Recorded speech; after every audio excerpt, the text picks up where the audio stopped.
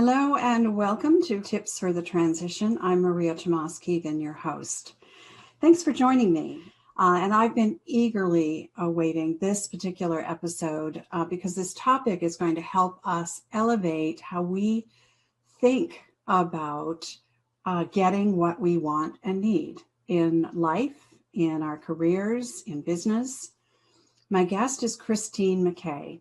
I invited Christine to talk with us today because she is a business negotiation strategist and believes that learning how to negotiate is not just needed in business, but it's an essential skill in life.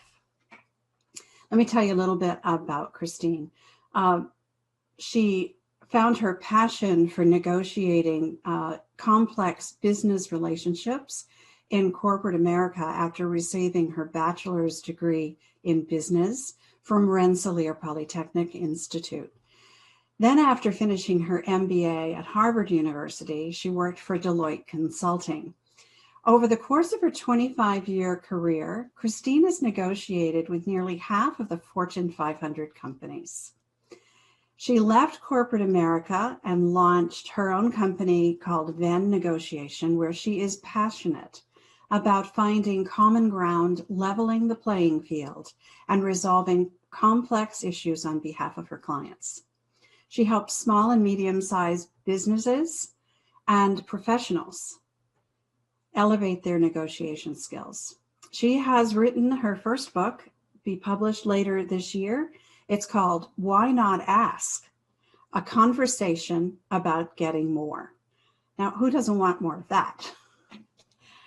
In today's conversation, we're going to bring Christine's expertise to bear as we talk about asking for more and expecting to get it.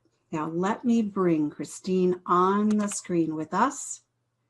And here she is. Hello, Christine. Welcome. Hello, Maria. Thank you for having me. It's such an honor to be here. Oh, thank you for that. I have been looking forward to this conversation for a long time, and I've been telling some people that you're coming on and that we're going to talk about this subject. A lot of people have asked me, so why are you talking about negotiation on a show that focuses on transition? But I think that and I know you agree with this, this is why we connected. I think that there are opportunities in a lot of areas of our lives. People might think about negotiating in our career. That makes sense. Maybe in a divorce situation, that makes sense. But there are other times too. So I'm asking our audience just to open your minds a bit and think about all the ways we can negotiate in our lives. And let's get started with Christine and tap into her wisdom about this. So Christine, just kick it off with a definition. For you, what is the definition of negotiation? For me, negotiation is a conversation about a relationship. And you cannot win a relationship, but you can get more value out of it. And so negotiation is about working with a counterpart to figure out how to define your relationship in a way that creates more value for both of you. Wow. Boy, that really nets it down, doesn't it? It's about a relationship, and you can't win. I love that you said that. You can't win a relationship. Nope, you can't. But there's give and take in that. Absolutely. Yeah. And there's conflict in all relationships have conflict. Some people hate the idea of negotiating because they think about it as conflict, but we have conflict with our dearest, most loved people in our lives. And it's true whether we're, negotiating with our pastor, whether we're negotiating with our children, our partners, somebody buying a car, buying a house, getting a job, negotiating $1 billion deal. It's still the same. It's just a relationship, because at the end of every negotiation, there's a common factor, and that's that everybody's human. You're not negotiating with a robot. You're not negotiating with a company. Some people might say they negotiate with their dogs, but not really. And so it really comes down to a relationship. And I find that by defining negotiation as a conversation about a relationship, it frees us up to think about that relationship in so many more creative ways. And it allows us to open our minds to possibilities of what that relationship could be. Because negotiation is a hopeful act. We negotiate in the present, informed by the past, with an eye toward the future, that we're going to be better together than we will be apart. And you can apply that premise across everything in our lives. Absolutely. Because as human beings, unless we're a hermit, we live through relationships. Mm-hmm. We do, including the relationship we have with ourselves. We negotiate with ourselves. Exactly. Yeah. And I often say that the hardest part of any negotiation is the negotiation that happens in between our ears, because we negotiate with ourselves all the time. Yeah. And we have, I've done episodes on this. I teach my clients about that inner critic, that inner voice, that inner dialogue we have that's so often negative, right? And figuring out how to turn that around so that we can't be, it just occurred to me, we can't be good negotiators if we are in a battle with ourselves, in conflict with ourselves. Yeah. So what are some of the obstacles that can prevent us from being brilliant negotiators in, starting with ourselves and then elsewhere in our lives? I think the biggest one is that we're not taught how to negotiate. And then even if you have been taught how to negotiate, most of the time those trainings are not very effective. And I was fortunate enough to go to Harvard University for my MBA, where I was taught by some of the professors that are leaders in the field of negotiation and the study and research of negotiation. But even they and how they teach negotiation is not particularly effective. They give you a case and they say, go negotiate this with your counterpart, and you go and you negotiate it, you come back, you tell them what you did, and then they kind of score you based on it. But the problem is that when you do it that way, then we all started learning how to negotiate when we were children.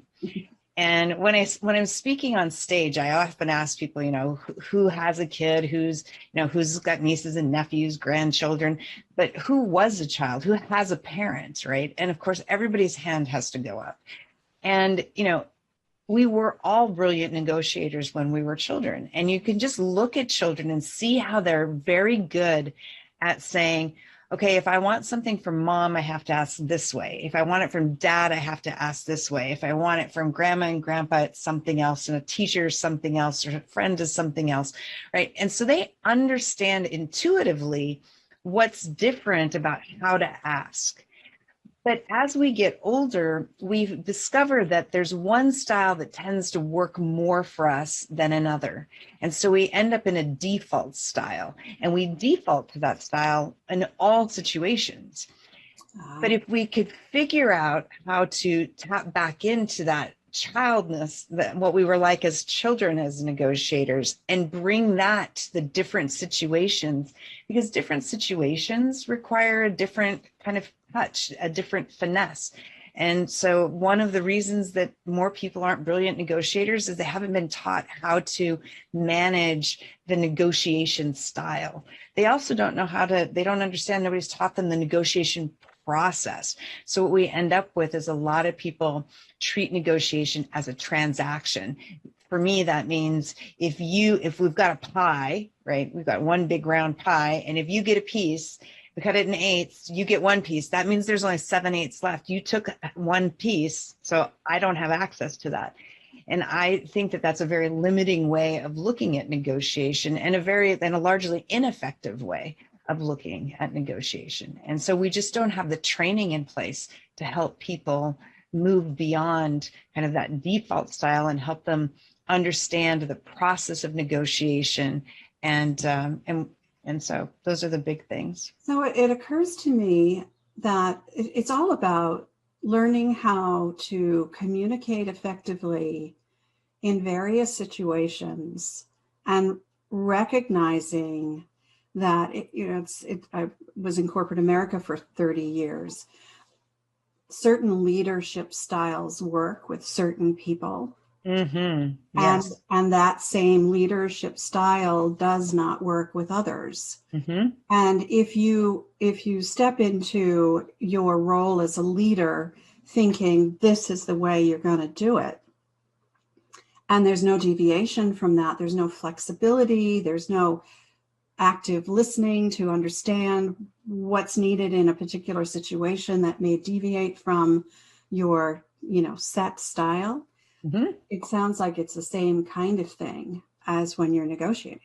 It is very much the same thing because, leadership is being effective negotiator. You have to demonstrate leadership because it takes leadership qualities to disagree with somebody, to stand up for what it is that you want or what your company wants and needs, to say no, right? To be empowered enough to turn around and say, the conversation about this relationship isn't very effective. So I need to go find somebody else with whom it can be effective.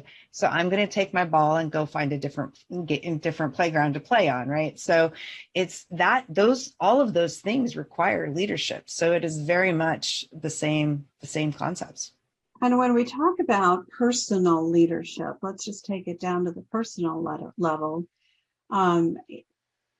There are certain situations where I'm thinking about, a personal relationship that may be a marriage or a partnership that needs to be negotiated so that it shifts and changes so that everybody's happy.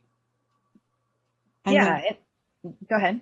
Sorry. I was just thinking that, there's some negotiation that needs to happen there, and it may not be a situation where you can take your ball and go play somewhere else, right?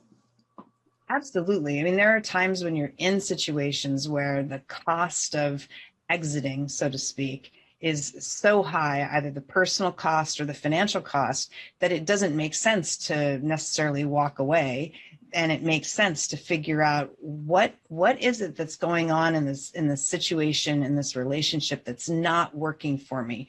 What might make it work for me? How might that look like? How might it feel if I was able to figure out how to fix that? And then asking those same questions about your counterpart. What might not be working for my counterpart? What am I doing that might not be working for my counterpart? How am I behaving? How might my counterpart be feeling about the same situation? And where is there common ground in that? And where are we really far apart? Because if we start by identifying the common ground, we have something we can build on. Because negotiation is a series of yeses. It's an accumulation of yeses. You get one yes, you build on it, and then you build on it, and you build on it by getting more and more yeses. And part of why you do that, and this is a school of thought, there are some people who believe that you should get to know first because that sets you up in power. But it doesn't imply cooperation. And when you do hit trouble, when you do hit conflict in your relationship, which is inevitable, then knowing you've accumulated all these yeses, you have proof that you can agree. And it gives you the ability to say, okay, I know we can agree on a lot of things. And some of the things we've agreed on have been challenging things to get to, but we've agreed on them. So we can figure this out. We have evidence that shows us we know how to figure this out together. So let's figure it out. I love what you said. It starts with the foundation of common ground. And that's where you need to start. And then you build from there. I love that. It can be applied in every situation I can think of. It even applies when relationships are dissolving.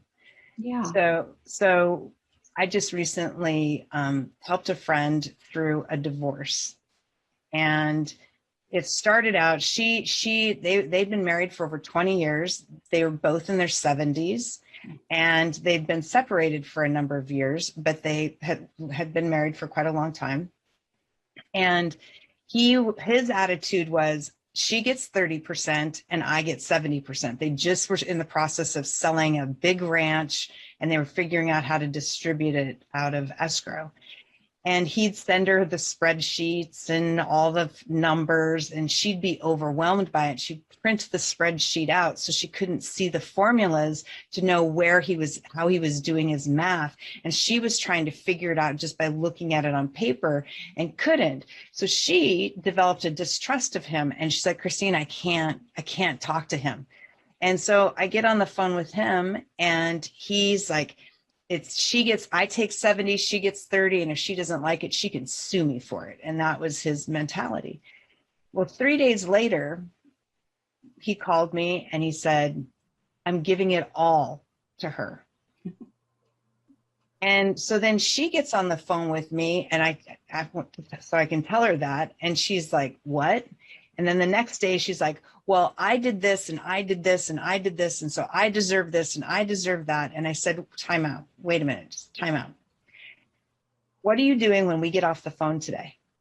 So she told me or something. I don't know. She was in the Caribbean. She's like, I'm going to go to the beach or something. I said, all right. I said, so is what you did 10 years ago at the ranch or 5 years ago or last year influencing what you're going to do when we hang up the phone?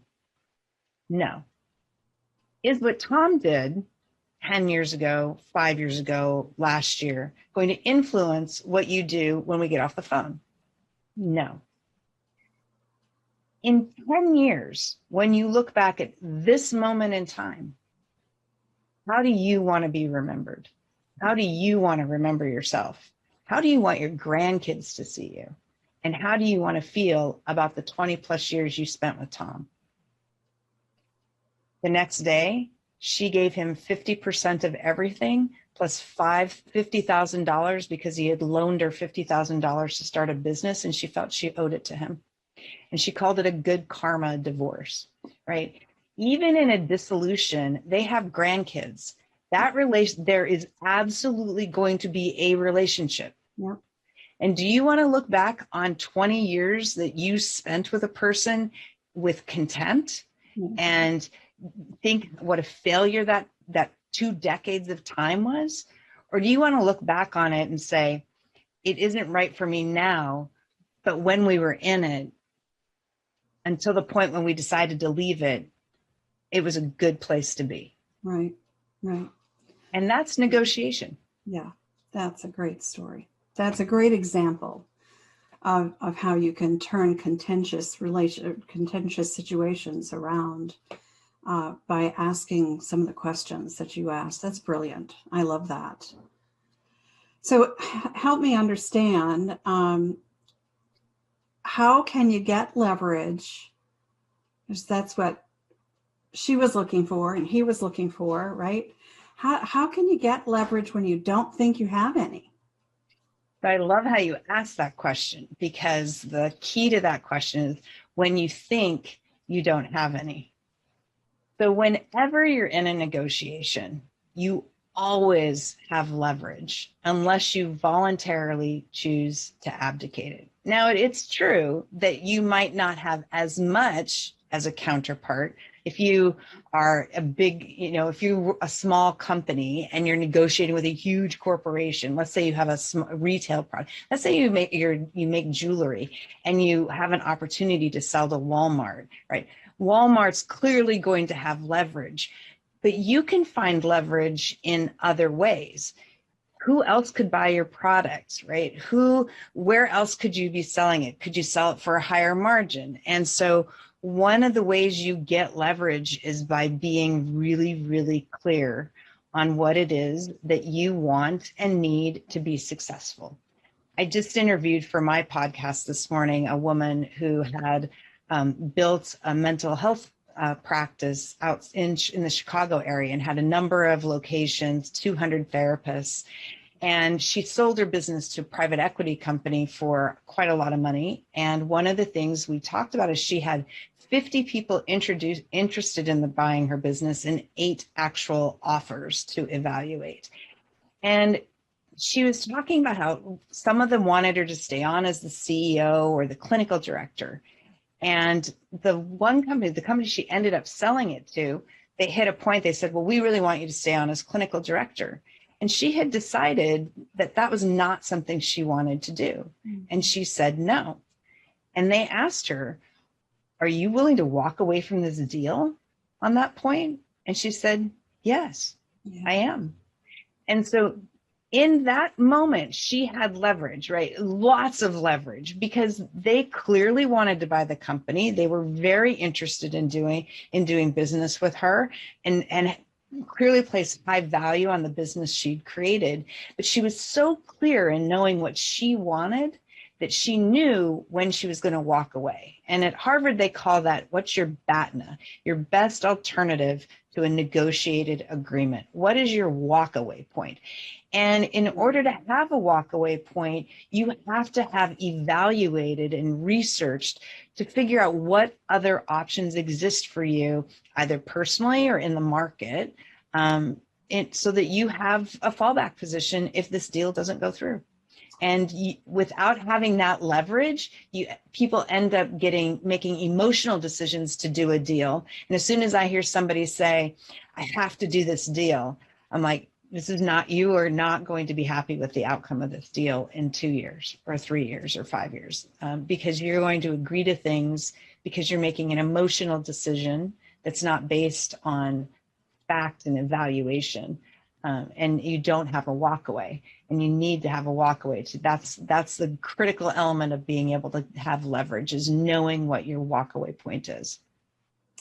Yeah, and what comes to my mind, it's a word I've used for years. It's just the non-negotiables, right? Whether I'm buying a house or whether I am, negotiating a relationship change. What are the points that you decide? You really have to think about this. But whether it's a business deal, a career negotiation, or a personal one, you have to know what's that point at which you will not go beyond. Absolutely. Yeah, that is so important. As you were talking, I was thinking about how some situations are relatively, I'll use this term, easy to negotiate because of the people involved, right? There's interest on both sides to negotiate, and a willingness to maybe compromise, know what each of your non-negotiables are. But what are some of the strategies when you're dealing with people who are difficult in a negotiation? Well, so it depends on what it is that you're trying to get out of the deal. So the easiest way to deal with somebody who's difficult is, frankly, to walk away from the conversation. So if somebody's difficult at the stage where you're negotiating the relationship, where you're having that conversation about a relationship, they're only going to become more difficult in the relationship. So if you feel bullied and pushed around and disrespected, my advice is you do not have to do business with that person at all. And that another reason to understand what's your walkaway. And so in my own business, one of my criteria on whether I take on a new client is, do I like this person? Am I going to be able to work effectively with this person? And are we going to be mutually invested in each other's success? Because if the answer to that question is no, then I am not the right person. I'm also not the right person if somebody wants, do you want somebody who's going to come in and scream and yell and, make threats and I'm not that person either. So it's like, okay, so the conversation about that relationship is, I'm not the right person. I'm happy to help you find somebody who is, right? But I'm not that person. So, but then the other thing is, I have a saying. So I have had people throw things at me. I've had people call me names. I've had people pat me on the head saying, there, you just don't get it. Called stupid. I mean, just all sorts of things. I've seen it all. And I have this saying that goes, a boiling teapot, which you and I both love tea. So a boiling teapot eventually runs out of steam. The water evaporates, it goes away. And guess what? At some point, they got to take a breath. And so so I'll let somebody just go off, and, I'm like, all right, there's clearly something else going on with this person. I do not take it personally. It's like, there's something that has triggered this person. So now what questions can I ask to discover that create an environment that allows this person to share with me what it is that's triggered them, what's upset them, right? And then once I start asking very open-ended questions of, I sense you're clearly upset. You're upset. What was just said that really kind of triggered that reaction? And what might be able to do about it, right? And so it's really, showing that, one, I hear they're upset about something. Two, that I'm open to exploring options and possibilities to address it. But there are those people, and according to research, about 10% of people are completely, we call them, in my world at Venn negotiation, we call them champions. They go into a negotiation seeing it as a battle.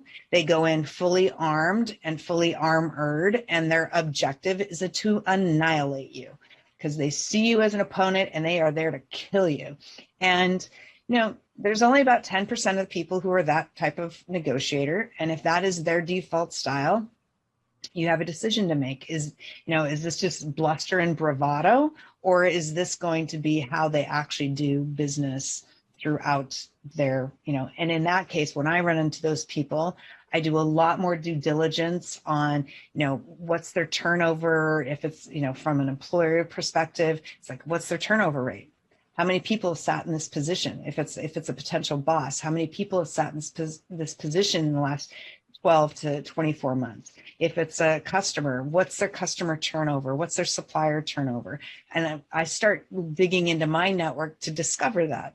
And then I'm from Montana, so I'll step on a rattlesnake every once in a while to really get a reaction if that's what I think I need to do in order to move the conversation forward. But most people, I advise, turn around and walk out the door. There's other people who you can do business with in this, like, if that's the personality. Yeah, and that's when it's in a business situation. When it's a personal situation, I think what I am latching onto here is the idea that when the teapot is boiling, allowing the steam to dissipate, allowing them to take a breath and walking away from that situation in order for that to happen, I think is a brilliant idea. It's a brilliant piece of advice, and come back to it so that the emotional level has dropped and you can start to ask those open-ended questions and probe at what's really going on, so that you can have a less emotional conversation about it, that is more open. And yeah, I think that's a great idea. Okay, so you've talked about this a little bit, but I want to know if you have any other thoughts about what has to happen, or how do you know when to walk away from a negotiation? And let's talk about, at a personal level. Mm-hmm. So actually, I just had this conversation earlier today. So it's not, the decision to walk away is not likely going to come from your head. It's going to come from your gut.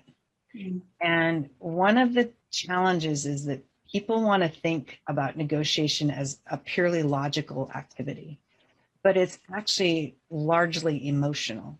Because as soon as we want something from somebody, our emotion is fully engaged and we cannot disengage it at all.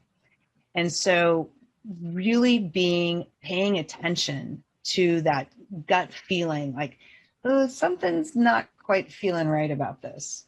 And then having decided in advance, well, what am I going to do if I don't feel right about something? Is this something, do I care enough to probe and see if I'm accurate and how do I fix it? Or is it the kind of situation where I'm going to say, I'm going to walk away, right? Having that conversation with yourself in advance and having other people who, when you get that gut feeling, you can say, if it's personal, you find, whether it's your closest friends or your, confidants, mentors, to go and talk to them. If it's in business, have an advisory board that you have to go and talk to. Somebody that's outside of you. And it's not somebody, sometimes in the personal world, it's not necessarily that you're asking them for advice.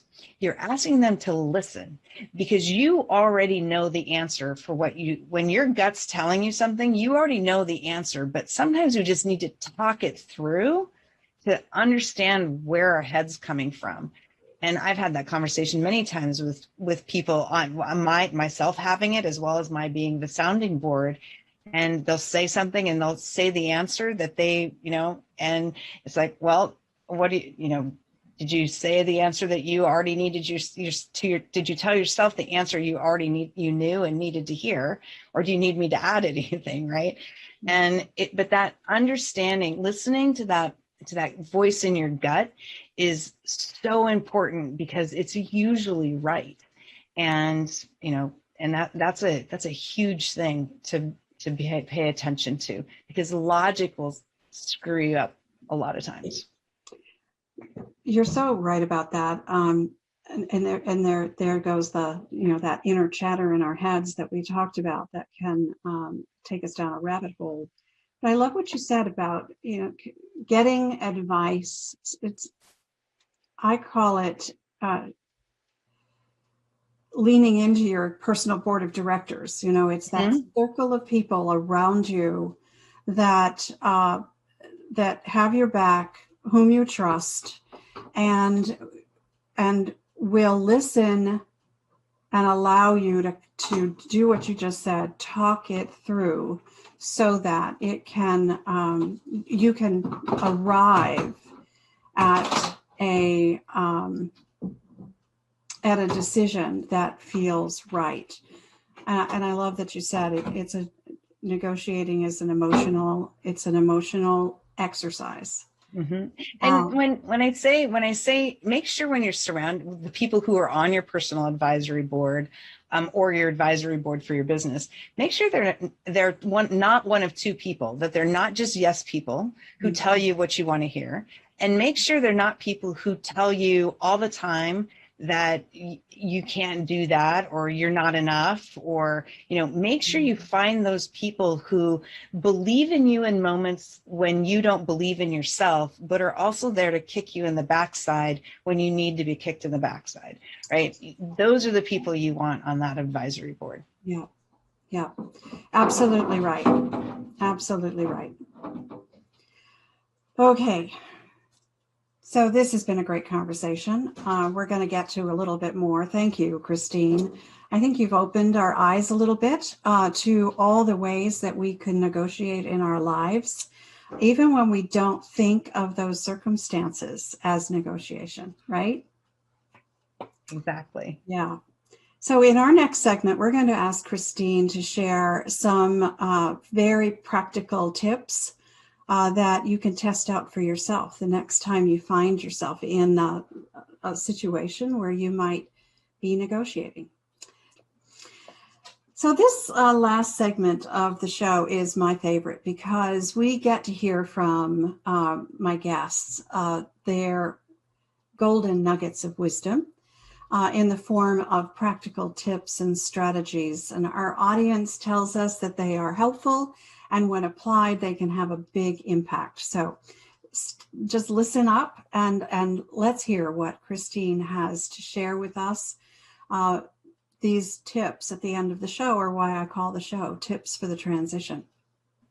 Okay, Christine, so let's get started. What's your first tip? The first one, I actually kind of mentioned it in the first segment, but it is get clear. Get clear on what you want and what's most important to you.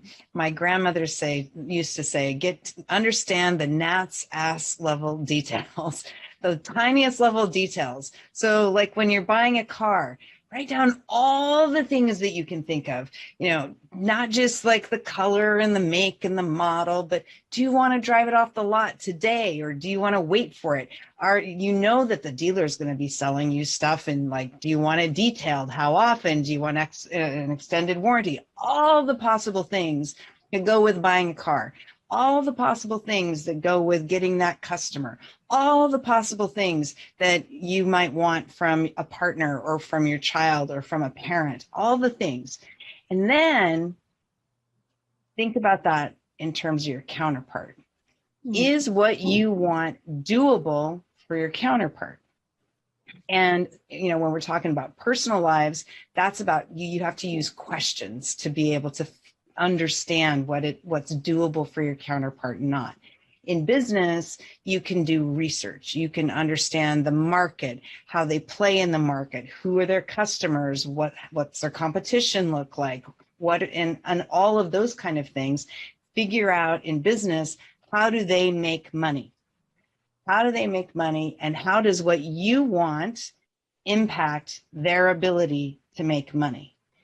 Because that is where you find that overlap, because that exhaustive list of things that you've explored contains your trade-offs, the things that are not important to you. So like, for example, in buying a car, you might want the car right now. Well, the dealer may not necessarily care totally if the car you're going to drive it off the lot, but it matters to their profitability if you're driving it off the lot today or if you're ordering it. And it impacts how they make money in a different way. So you want to understand those kind of things. So the first thing, most important tip, get clear. I just interviewed Professor Joshua Weiss from the Harvard program on negotiation. And he said, and I agree with him 100%, that if you think about the whole of the negotiation process, 70% of your time should be spent preparing. And that is all about getting clear. Yeah. The second thing. Yeah. And that's the case. That is the case with everything that we want. Right? Mm-hmm. As things change in our lives and our wants and needs change, if we just, kind of roll with it and let things happen to us, there's, we end up with what we end up with. Mm-hmm. But when we are very clear about what it is we want, what our vision is for the future, what we value most, and make our choices and decisions based on that, that clarity goes a long way. That's great. Okay, what's number 2? The next thing is understanding what your negotiation style is. How do you ask for things? How do you show up? How do other people perceive you? Because how we see ourselves in the world is not how other people see us. And so understanding how you negotiate. Are you a champion? Are you somebody who, even if you don't think you do it, are you somebody who goes in and, screams and yells when your table isn't ready in time at the restaurant, now that we're coming out of COVID and we all get to go back to restaurants again? Are you somebody who gets upset when your flight is delayed and you start yelling at the people at the counter, right? You're probably a champion if you're one of those people. What does that do to serve you? And is that your intent? Is that how you want to be perceived as that person? Or are you, on the other side of that, are you kind of a benefactor who is not willing to stand up for yourself because you hate conflict and you avoid it at all costs? So you agree to do things you actually cannot do and cannot deliver and end up damaging the relationship, and also very likely feel very passive aggressive coming out of the negotiation because you feel taken advantage of because you didn't stand up for yourself. And then there's another style as a maverick and another style as an ambassador. Figuring out which style you are And that was one of the things you can figure that out based on, the link that we provided. You can figure out what your negotiation style is, because how you ask for something matters. And, we talk about, how we communicate, right? When you're initiating a conversation, and we've broken it down into just super easy two types of people, two types of communication styles, because we're not professors and you can go and do a lot of research on this, but we were like, what's the down and dirty? If I'm looking at somebody's LinkedIn profile and I want to reach out to that person, how should I do that? Should I write to them in paragraphs? Should I send them 3 bullets? Should I ask for a half an hour meeting or an hour-long meeting, or should I ask for 15 minutes? And so understanding whether somebody's traditional, a traditional communicator who wants more longer meetings, focuses more on relationship, more on structure, wants, that email kind of concept, or are you a modern communicator? You prefer text, you want it short, sweet, to the point, and don't waste a lot of time. Don't ask me for a lot of time. You kind of have to earn my time. Know what you are, and then learn how to estimate or kind of guess what the other person is and test it. Right. So, because like I said earlier, negotiation is about accumulating yeses. It's that buildup of yeses. And the easiest yes on the planet to get is that first meeting. Yeah. That first conversation. Right. Right. Okay. It reminds me a lot about, so I love that you're offering an opportunity for people to figure out what kind of what kind of negotiators they are. I do a piece of the work I do with clients is working on their communication style, which is very much a similar kind of thing. Figuring out what kind of communicator are you, and try to guess what kind of communicator the other person in the situation is, so that you get to be heard and hear what needs to be communicated clearly, so that, it's a great. All right, we have time for one more. All right. So the next one is, negotiation is about the process. It's not about the content. So one of the biggest mistakes that people make is not understanding or developing and agreeing to what the negotiation process is going to look like.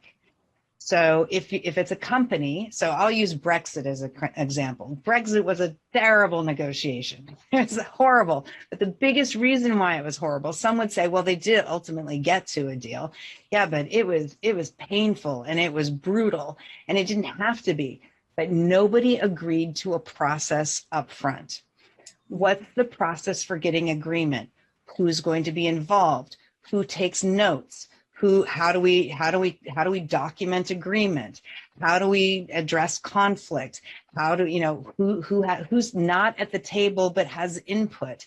Once we get to a deal, who has to sign off on it? What's your escalation path if we can't, get to agreement? Understanding all these things and making sure that you both are contributing to that negotiation process makes a massive difference in your ability to, it actually speeds up the deal. People think that, if I spend time on that, it's going to slow it down. No, it's not, because let's say you're in an agreement and Joseph is out on holiday. Now you already know what what happens when Joseph's on holiday and you need a signature on a contract, right? And that's true in your personal life, right? My husband and I have been married for 28 years and together for 30. And we have a process that we go through, that we, how do we resolve conflict? What's that look like? And it's taken us time to kind of, figure out what that process is. But there were parts of that process that we discussed early in our relationship around kind of who has what responsibilities in the household and does what, right? So we were a team in the house, not just one doing more than the other. Right. And so understanding that process will help you so much, and it elevates you, it gives you credibility, and it makes it easier to resolve conflict. And it takes a lot of the sting out of it. I think it reduces conflict. And in personal situations, it's just kind of having conversation about the things that are important to each of the parties in the relationship, so that there are fewer surprises, there are easier resolutions, there is, the need for compromise is it's understood up front, when you have those conversations. Mm-hmm. I love those tips. Those are so good. Those are so good. I wish we had more time. I would love to chat with you more about this. But those are great practical tips, Christine. And, I believe if we just open the aperture of what you talked about a bit, and we can apply these ideas, these concepts, and these strategies in every area of our lives. So thank you so much for sharing those with us. Well, thank you very much.